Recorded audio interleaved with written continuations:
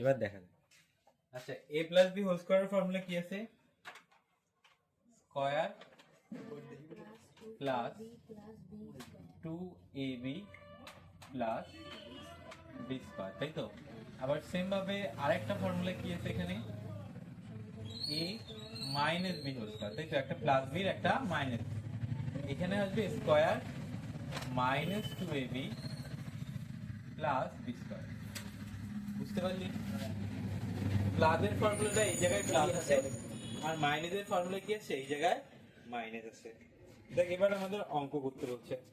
অঙ্ক কি বলছে? একই অভেদগুলি ব্যবহার করে নিচের সংখ্যামালাগুলির বর্গ তৈরি করতে বলছে।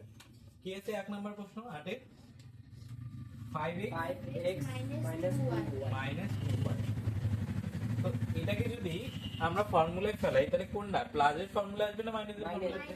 মাইনাসের ফর্মুলা, মানে এইটা লিখতে হবে। এখানে এই 5x টাকে আমাদের মনে মনে কি ধরতে হবে? a, আর এই 2y কে মনে মনে কি ধরতে হবে? b। এবার যেখানে ফর্মুলায় a আছে সেখানে আমরা a না লিখে 5x লিখবো, আর যেখানে আমাদের b আছে সেখানে b না লিখে 2y লিখবো। বাস এতটুকু। তাহলে কি করব? প্রথমে কি আছে? স্কয়ার আছে না? তাহলে আমরা কি দেব? 5x তার উপর স্কয়ার। হ্যাঁ, সেম 5x তার উপর স্কয়ার, কেননা প্রথম কি আছে? a square. আমরা a কাকে ধরছি? 5x কে, এজন্য 5x এর উপর স্কয়ার। তারপরে কি আছে? মাইনাস, মাইনাসের ফর্মুলা না? তারপরে কি আছে? 2 দিলাম, এটা তো সূত্রের 2। তারপরে কি আছে? a, a মানে কি? 5x, মাঝখানে কিছু নাই মানে গুণ চিহ্ন, 5x। তারপরে কি আছে? b আছে না এখানে? এখানে কি আছে? b, b মানে কি? 2y।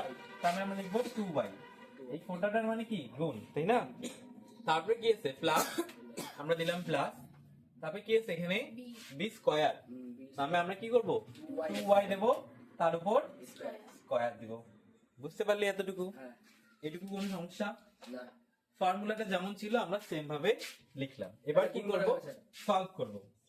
দেখ, এখানে যদি আমরা এই স্কয়ারটাকে ভাঙাই তাহলে এই স্কয়ারটা কার উপর আছে? 5 এর উপরে রয়েছে, আবার x এর উপরে রয়েছে। এটাকে যদি আমরা ভাঙাই তাহলে কি হবে? 5 5 25, আর x কে যদি ভাঙাই কি হবে? x স্কয়ার হবে না, তাই না? আমরা এখানে ভাঙিয়ে কি লিখবো? 25x স্কয়ার, মানে x এর উপর স্কয়ার আসবে, তাই তো? 5 কে ভাঙালাম 25 আসবে, আর x কে ভাঙালাম x স্কয়ার আসবে। মাইনাস আছে, মাইনাস দিলাম। এখানে এটা এটা আর এটার মাঝখানে কি আছে? গুণ চিহ্ন আছে না? তাহলে গুণ করতে হবে না? দেখ, 5 দুগুণ 10, 10 দুগুণ 20, তাহলে আমরা লিখবো 20। আর এখানে কি আছে? x আছে একটা আর y আছে একটা।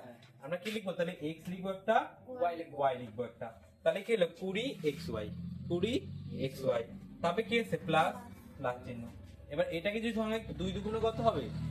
4, 2 দুগুণ 4, আর y আছে, y এর উপর একটা স্কয়ার। বুঝতে পারলি? এটাই आंसर আমাদের। সবাই বুঝতে পেরেছিস? হ্যাঁ, তুলে নিলাম।